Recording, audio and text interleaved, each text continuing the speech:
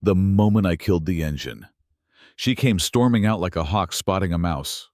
Clipboard clutched in one hand, lips pursed like she'd just tasted lemon and power at the same time, and her voice, oh, it carried, loud, sharp, like a gavel slamming down in a courtroom she thought she ran.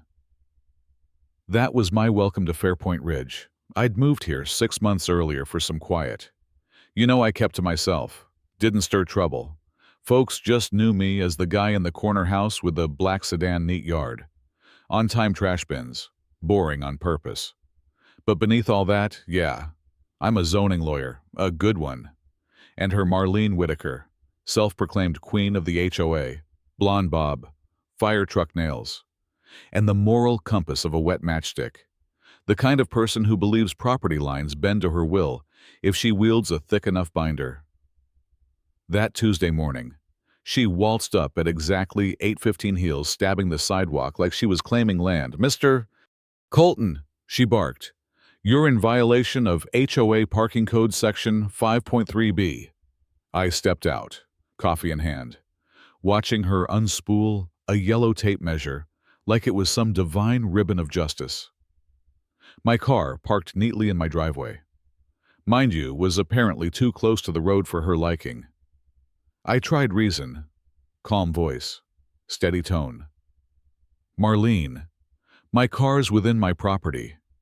Not blocking anything. Not even a blade of grass past the curb."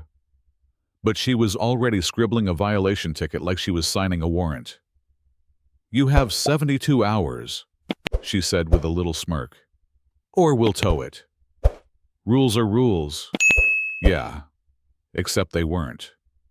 See, Marlene didn't know that my grandfather owned this whole chunk of land long before the HOA ever dreamed of existing, including the road they now call Elm Row, the only road into the subdivision. And the funny thing, no one ever transferred that deed. My family just let people use it out of neighborly grace, but I didn't pull that card just yet. Instead, I let her escalate. Oh, and escalate she did. Every morning, 7 a.m. sharp. There she was, peeking through curtains with binoculars, documenting the angle of offense like my Honda was a missile aimed at her sense of order. She measured my grass, counted dandelions, even tracked when I took the trash out. She emailed the entire neighborhood calling me a threat to property values.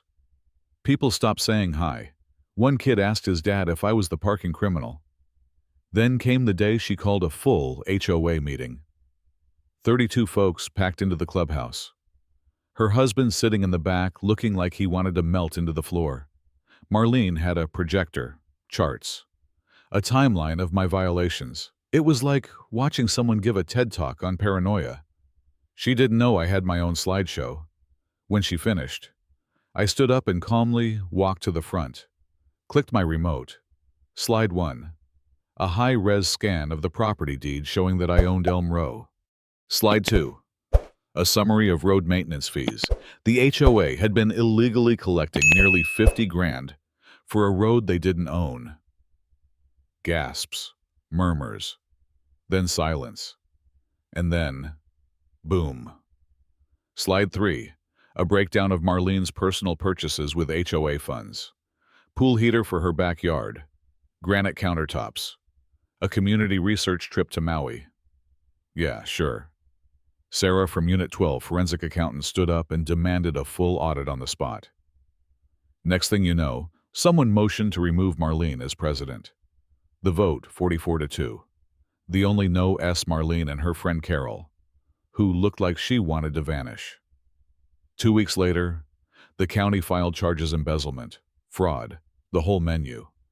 Her husband showed up at my door, eyes sunken. Just said I tried. I really did. Now we've got a new HOA board, diverse, fair, transparent. We even turned the clubhouse into a space for community dinners. No more clipboard patrols. No more fear. Funny. Right, all that over a parked car. But hey, when power goes unchecked, even a driveway becomes a battlefield. Now let me ask you something. Was I right to wait and expose her like that?